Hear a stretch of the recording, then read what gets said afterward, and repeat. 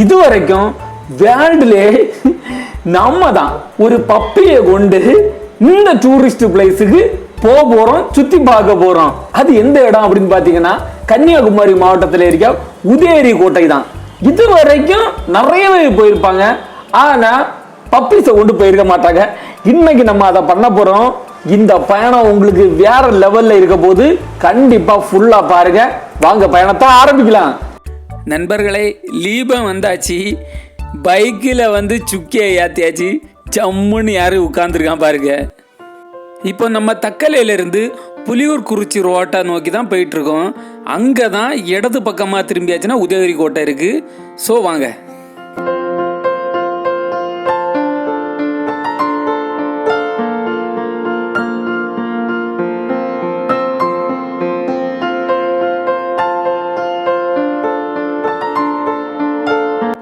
நாம் மெயின் ரோட்லேருந்து இடது பக்கமாக ஒரு ரோடு பிரியும், அங்கோடி தான் நம்ம போக போகிறோம்.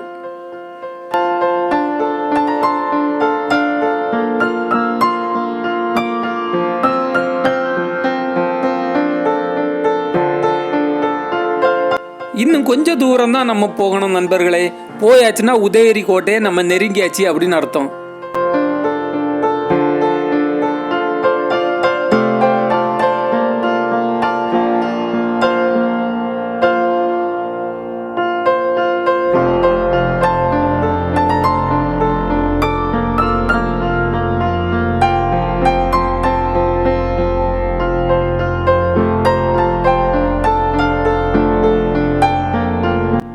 இன்னும் வலது பக்கத்தில் தெரிய சுவர் எல்லாமே உதயகிரி கோட்டை தான். நம்ம பக்கத்தில் வந்துட்டோம், வாசல் பக்கத்தில். இனி நம்ம கார் பார்க்கிங்குக்கு 10 ரூபா கொடுத்துக்கிட்டு நம்ம உள்ளே போக வேண்டியதான்.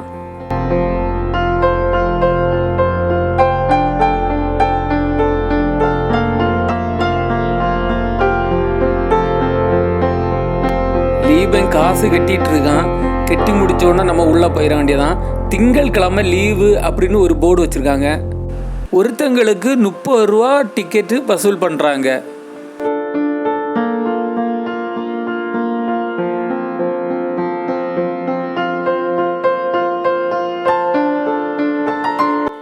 இப்போ நம்ம எங்கே போயிட்டுருக்கோம் அப்படின்னு பார்த்தீங்கன்னா மயிலும் மணிவாத்தும் இருக்க இடத்துக்கு போயிட்டுருக்கோம். அதுக்கப்புறமா வேறு வேறு இடங்களை நான் சுற்றி காட்டுறேன்.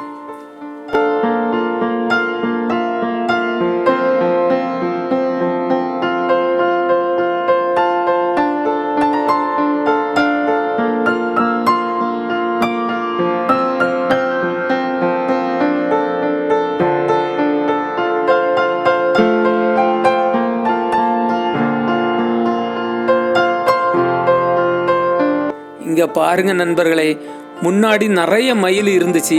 இப்போ வெறும் 3 மயில் தான் கிடக்கு. என்னாச்சுன்னு தெரியல, இருந்தாலும் பரவாயில்ல, அருமையா இருக்கு. நேர்க மணி வாத்து ஓடுது.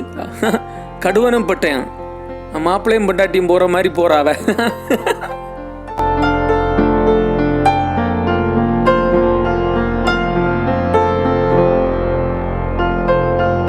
அநேருங்க அந்த போட்டுக்கு அடியில் ஒரு வெள்ளையம் படுத்துருக்கேன். ஜாலியாட்டு கீழே விட்டா கடி வைப்பாவ, அதனால நம்ம தூக்கிட்டே போவோம்.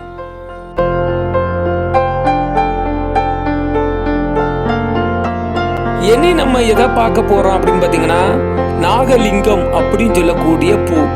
இது கன்னியாகுமரி மாவட்டத்தில் எத்தனை இடத்துல இருக்குன்னு எனக்கு தெரியாது. இங்க பாருங்களா, இதுதான் நாகலிங்கம் பூ. எப்படி இருக்கு பாருங்க. அதாவது பாம்புக ஷேப்பில் தான் அது இருக்கும், அதனால தான் அதுக்கு அந்த பேர் வச்சுருக்காங்க. வித்தியாசமாக இருக்குல்ல இந்த பூ.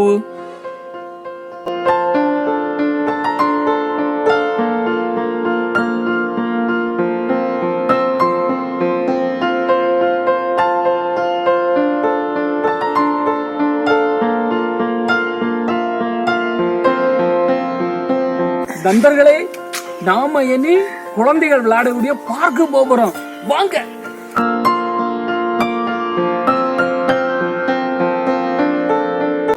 இந்த பார்க்குக்குள்ள வந்த உடனே ஏகப்பட்ட பசங்க கூடி இருந்து விளையாடிட்டு இருக்காங்க.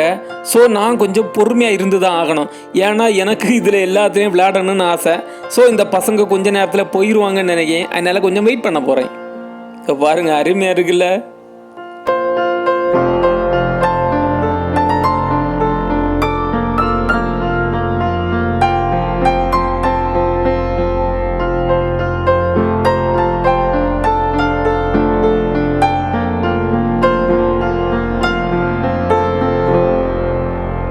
பசங்க எல்லாம் போயிட்டாங்கன்னு நினைக்கிறேன். இனி நாங்கள் போய் விளையாட வேண்டிய நேரம் வந்தாச்சு.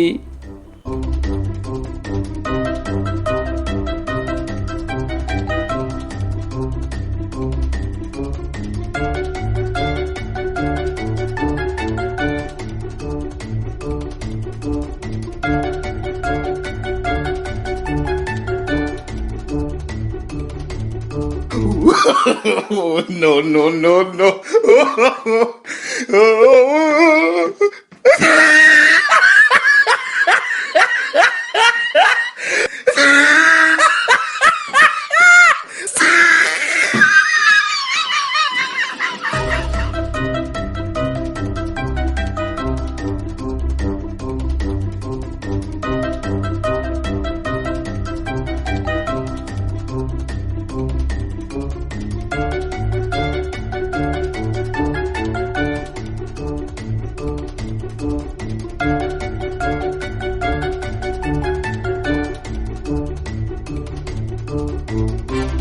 இது என்னத்துக்கு வச்சிருக்குன்னே புரியல நண்பர்களே. நம்ம அடுத்த பக்கமா போயிரும்.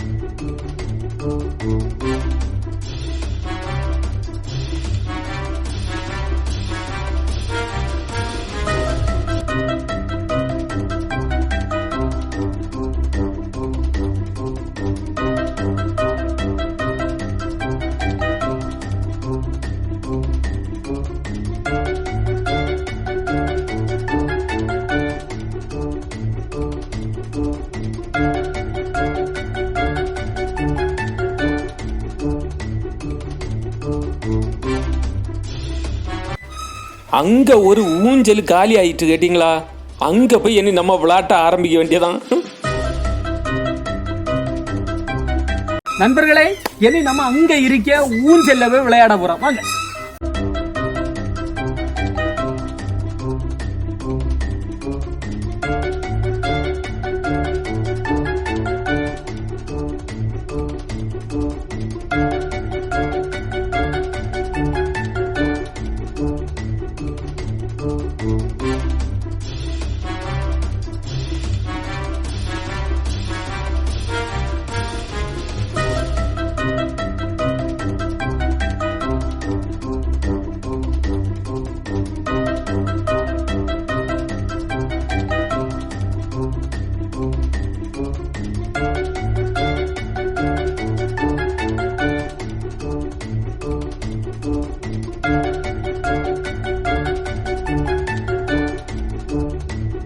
அவனை வச்சுட்டு ஊஞ்சல் ஆட முடியல கேட்டியாளா? ஒருவேளை விளையாடியாச்சுன்னா கீழே விழுந்துருவான்னு பயந்து நான் இறங்கிட்டேன். அங்கே இருங்க குரங்கு யானி, அங்க போய் விளையாடுவோம். நண்பர்களே, இது எப்படி ஒரு வித்தியாசமான உணர்வை தரப்போகுது அப்படின்னு நான் ட்ரை பண்ண போறேன்.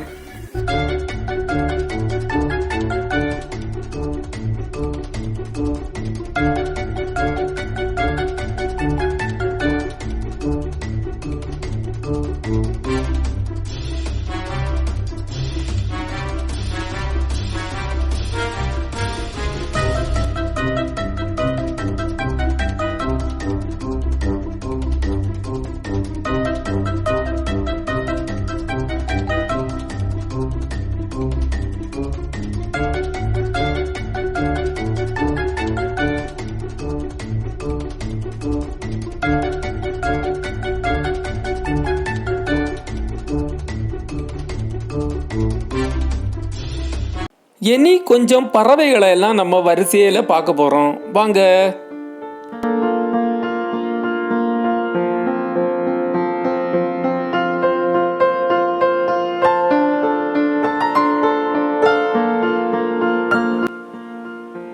இதையெல்லாம் பார்க்கும்போது சாதாரண பறவை மாதிரி தான் இருக்குது. ஆனால் இது வேற வேற கண்ட்ரியில் உள்ளது. ஸோ வரிசையில் பார்க்கலாம்.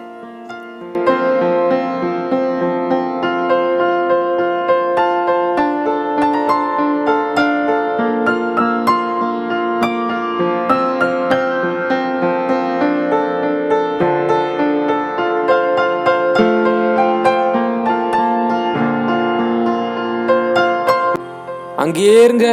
அதில் இருக்கிறதுல என்ன தெரியுமா? கொய்யா பழத்தை வெட்டி வச்சிருக்காங்க. எல்லாம் தின்னுட்டு உறக்கம் கிண்ணி புக்கு.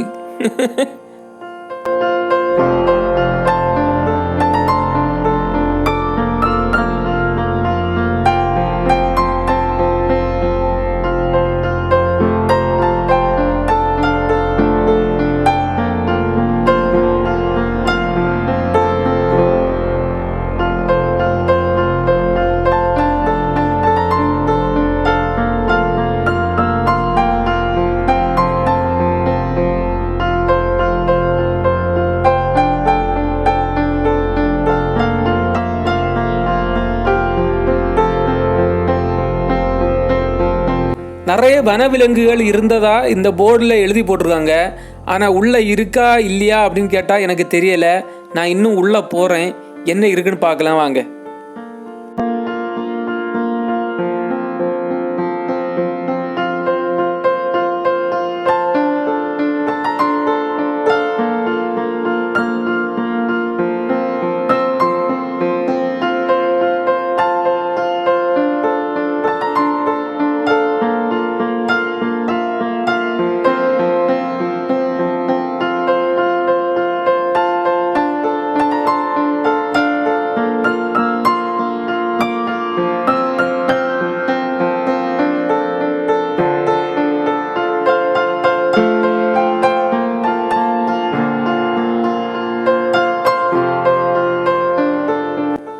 அதோ அங்க தெரியுது பாத்தீங்களா?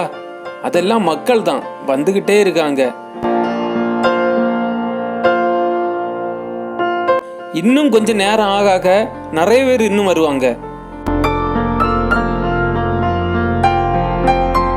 இனி பக்கமா போய் இந்த ஸ்விம்மிங் பூல் எப்படி இருக்குன்னு பார்ப்போம்.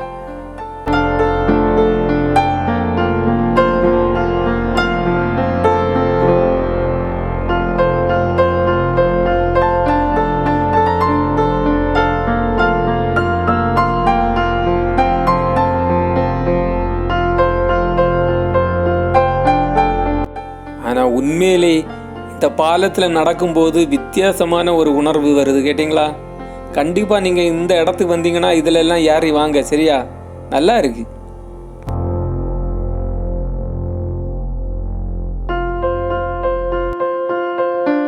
நண்பர்களே, இந்த இடத்துக்கு வந்தோட ஒரு புதுவிதமான ஒரு உற்சாகம் வருது. இங்க பாருங்க, சுத்தி குளத்துக்கு நடுவில் நிற்க மாதிரி.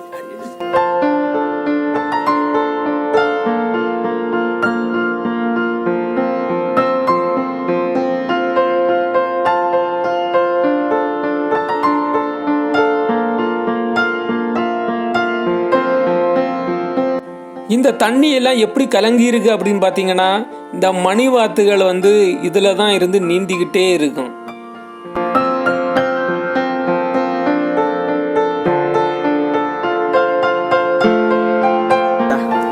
நண்பர்களே, இதுதான் காவலாளிகள் காவல் காக்கக்கூடிய கண்காணிப்பக அப்படின்னு சொல்லுவாங்கல்ல, அதான் அந்த இடம். பாருங்க,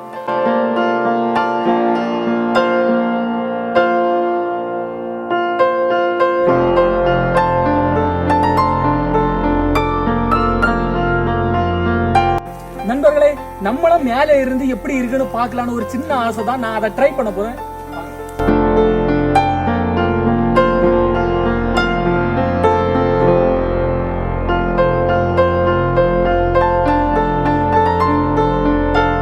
நண்பர்களே, எனக்கு இதில் ஏறிய அனுபவம் இருக்கு. நீங்க ஏறும்போது கொஞ்சம் கவனமா இருங்க. சரிங்களா? நண்பர்களே, நம்ம மேலே ஏறிட்டோம். எங்க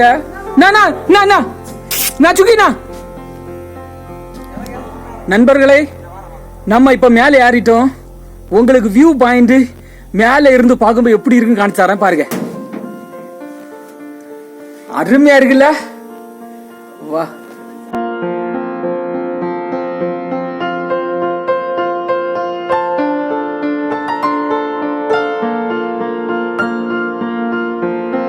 இந்த ஆங்கிளில் நின்று பார்க்கும்போது எப்படி இருக்குன்னா ஏதோ ஒரு பெரிய மரத்தில் ஏறி உட்காந்து பார்க்குற மாதிரி ஒரு ஃபீலிங் கிடைக்குதுங்க. செம்மையாக இருக்குங்க.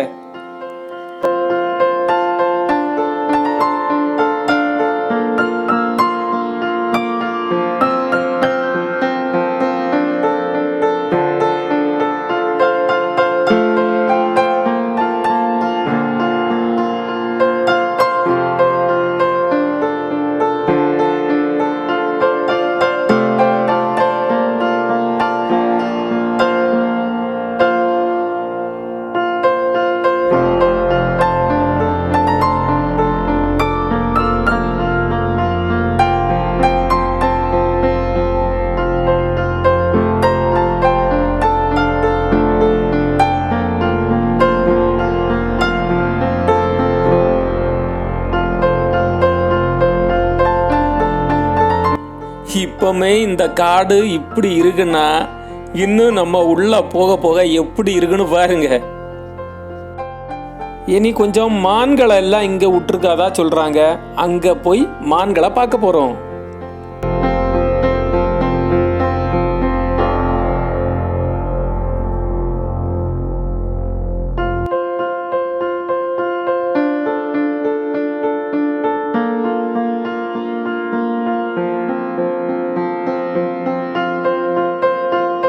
இதுல ஒரே ஒரு மான் எங்க எல்லாரையும் ஒரே இடத்துல நின்று பார்த்துக்கிட்டே நிக்குது.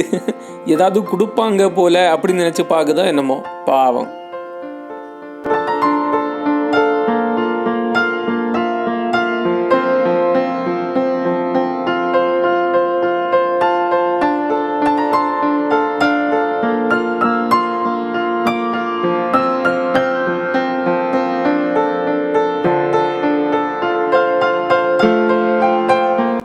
இங்க பாருங்க இப்ப மான்கள் எல்லாம் கிட்ட வந்துட்டு நம்ம பக்கத்தில் நிக்கிற மாதிரியே இருக்கு பாருங்க.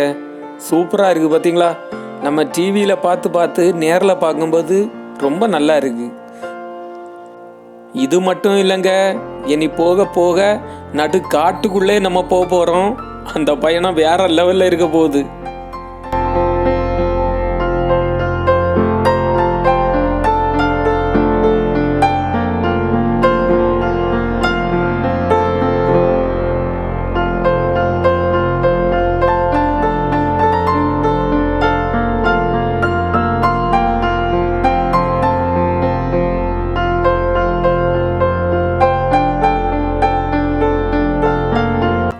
அங்கே இருந்து ஒரு சில பேர் எங்ககிட்ட கேட்குறாங்க, நீங்கள் யூடியூப்பில் வீடியோ போடுறீங்களா, படம் பிடிக்கிறீங்களா அப்படின்னு கேட்குறாங்க.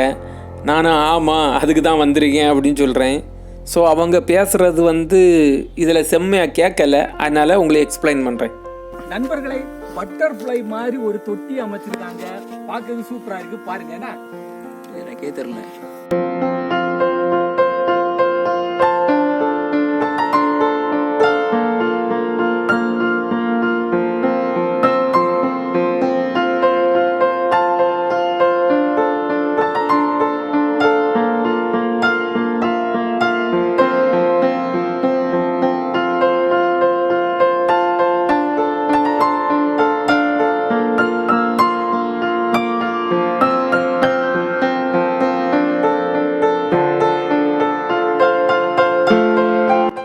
இனி நம்ம ஒரு வித்தியாசமான பச்சை கிளியை பார்க்க போகிறோம். அது யார் போனாலும் பாசமாக பக்கத்தில் அன்பாக இருக்கும் அப்படின்னு சொன்னாங்க. அது உண்மையாக பொய்யான்னு நம்ம நேர்லேயே போய் பார்த்துருவோம் வாங்க.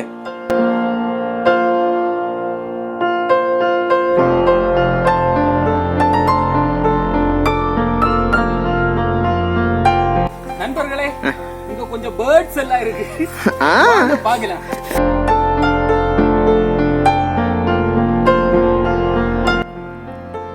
ஆமாங்க, சொன்ன மாதிரியே பறந்து பக்கத்துல வந்துட்டு ஆச்சரியமா இருக்கு.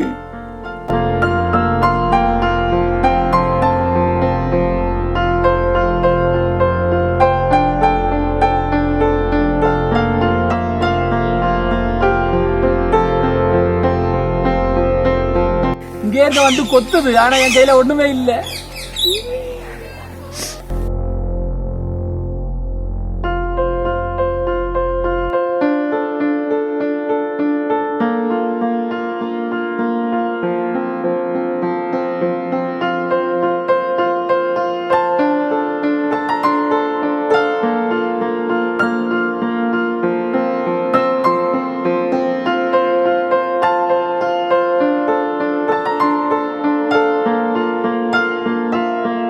இதுதான் உதயகிரி கோட்டையோட காவல் தளம்.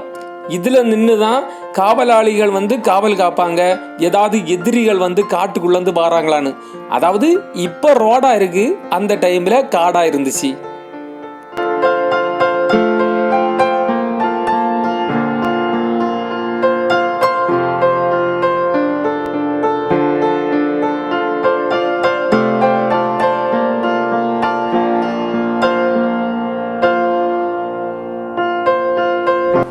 இனி நண்பர்களே, நம்ம திகிலான ஒரு இடத்துக்கு போக போகிறோம். அதான் டிலேனாய் கல்லறைக்கு. அதுக்கு முன்னாடி என்னோட வலது பக்கத்தில் கன்னி மாமரம் அப்படின்னு போட்டிருக்கு. எதுக்கு அப்படின்னு உங்களுக்கு தெரியுமா? கண்டிப்பாக நான் உங்களுக்கு எக்ஸ்பிளைன் பண்ணுறேன். இது எந்தெந்த ராசிக்காரங்க எந்தெந்த மரத்தை வளர்த்தா அவங்களுக்கு ஆசீர்வாதமாக இருக்கும், நிறைய நன்மைகள் நடக்கும் அப்படின்னு போட்டிருக்காங்க. ஸோ எனக்கு இதில் எல்லாம் நம்பிக்கை இல்லை. இன்னும் ஒரு சில மரங்களை எல்லாம் நான் உங்களுக்கு காட்டுறேன், வாங்க. அங்கே பாருங்க, இந்த மரத்தில் தனுசு அப்படின்னு போட்டிருக்காங்க, பார்த்தீங்களா? கவனிச்சிங்களா? தனுசு அரசு, அதாவது தனுசு ராசிக்காரங்க அரசு மரத்தை நடுங்க அப்படின்னு போட்டிருக்காங்க.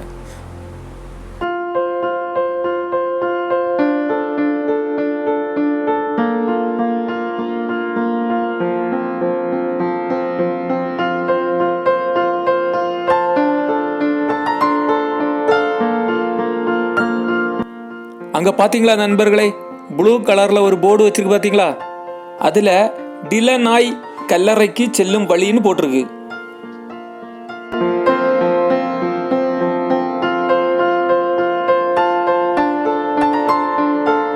நண்பர்களே, இங்க உள்ள போக காடு மாதிரி பயங்கரமா இருக்கும், வாங்க. டிலனாய்னா யாரு? இவங்களோட கல்லறையை பார்க்க நம்ம எதுக்காக இப்ப போயிட்டு இருக்கோம்? யாரு இதை கட்டுனா, என்ன நடந்துச்சு, எந்த காலம் அப்படின்னு உள்ளத ஒவ்வொன்றா நான் சொல்ல ஆரம்பிக்கிறேன். அதை கேட்டுகிட்டே நம்ம பயணத்தை ஆரம்பித்து போயிட்டே இருப்போம். உங்களுக்கு இது ரொம்ப இன்ட்ரெஸ்டிங்காக இருக்கும். கிபி 1600 அந்த காலகட்டத்தில் இது உதயகிரி கோட்டையே கிடையாது, டிலனாய் கோட்டை அப்படி தான் சொல்லுவாங்க.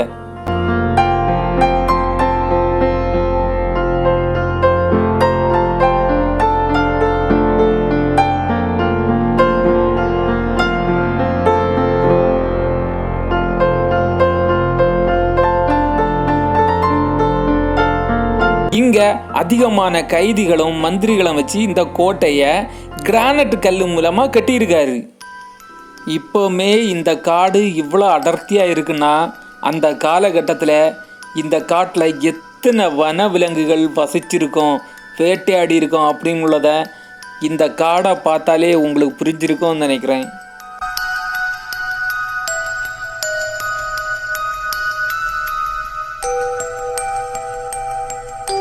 இந்த பக்கமா ஒரு கிணறு கிடக்கு, அதுல என்ன இருக்குன்னு நம்ம பார்க்க போறோம், வாங்க.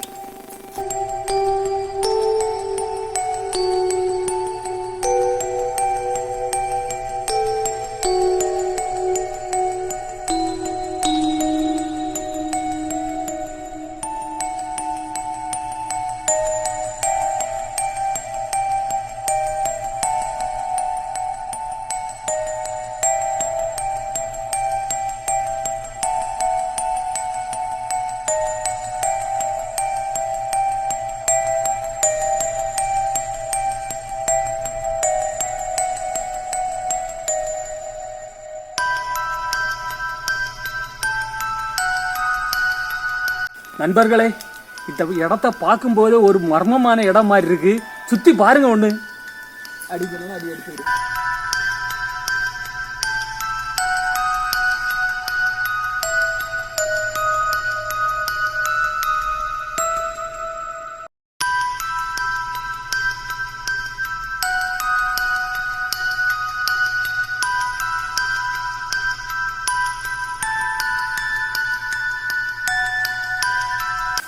சுக்கி இந்த இடத்துக்கு வந்தோடனே ரொம்ப பயப்படியான், என்னன்னு தெரியல. அதனால சீக்கிரம் நம்ம வெளியே போயிடும்.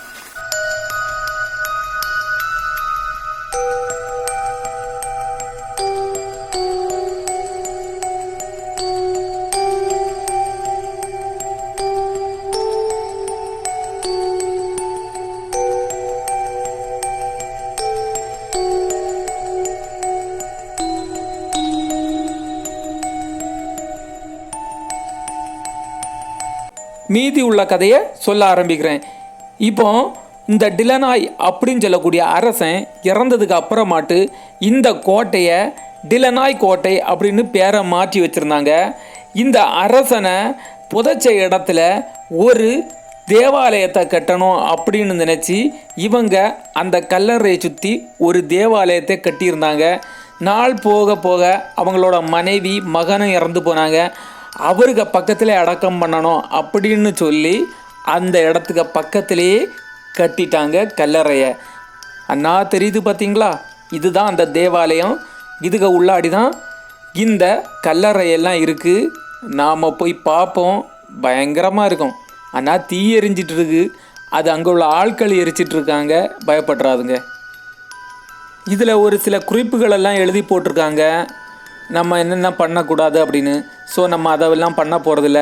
இதில் இருக்க கல்வெட்டுகள் எல்லாமே கிரேக்க மொழி, லத்தீன் மொழி, தமிழ்லேயும் மொழி பெயர்த்து வச்சுருக்காங்க. இதையெல்லாம் வாசிச்சாச்சுனாலே இங்கே உள்ள மொத்த கதையும் நமக்கு தெரியும்.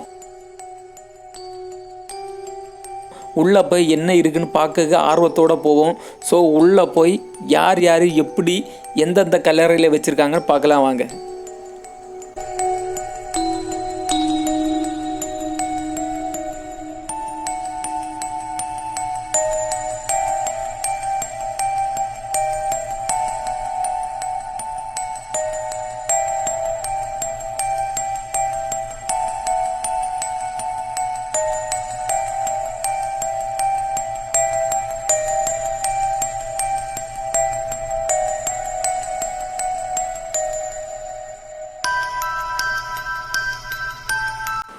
இந்த கல்லறை டிலனாய் அரசனோட தளபதியோட கல்லறை தான் இது.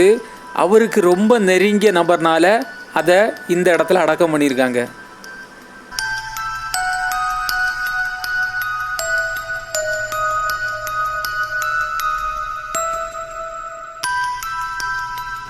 என்ன தெரியுது பார்த்தீங்களா, இந்த 2 கல்லறையும் அரசனோட தளபதி ரொம்ப நெருங்கியவங்க, கடைசி வரை கூட இருந்தவங்க, இவங்களோட கல்லறையும் அவங்க பக்கத்திலே வைக்கணும் அப்படின்னு விருப்பப்பட்டு வச்சுருக்காங்க. இது தாங்க ரொம்ப முக்கியமான கல்லறை. டிலனாய் கல்லறை நடுவில் இருக்குது. வலது பக்கமாக அவருடைய மனைவிக்கு கல்லறையும், இடது பக்கமாக மகனுடைய கல்லறையும் இருக்குது. இந்த கல்லறையில் நடுவில் சிலுவை சிம்பல் எல்லாம் நம்ம பார்க்கலாம். அதை வச்சு அடையாளம் காணலாம்.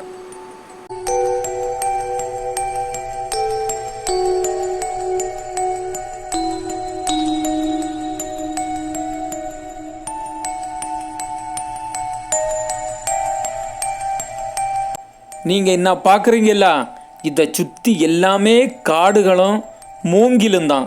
மூங்கில்னா தெரியும்ல, முளை கம்புன்னு சொல்லுவாங்கள்ல, எல்லாமே அதுதான். அந்த காலத்தில் இதில் எல்லாம் வன விலங்குகள் அவ்வளோ இருக்கும்.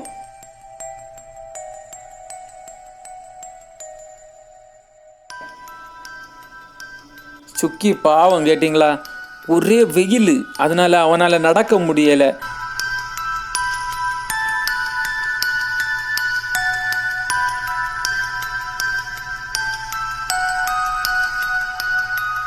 சரி நண்பர்களே, நாம் வெளியே போக வேண்டிய நேரம் வந்தாச்சு.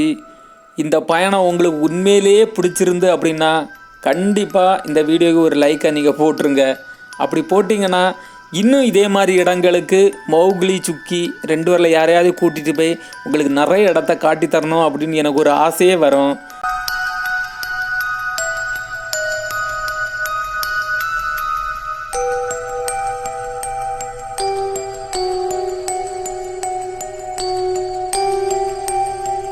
நம்ம வந்த வேலை முடிஞ்சிட்டு எனக்கு உங்களை விட்டு போகிறதுக்கும் மனசு இல்லை இந்த வீடியோவில். இருந்தாலும் நமக்கு போய் தான் ஆகணும்.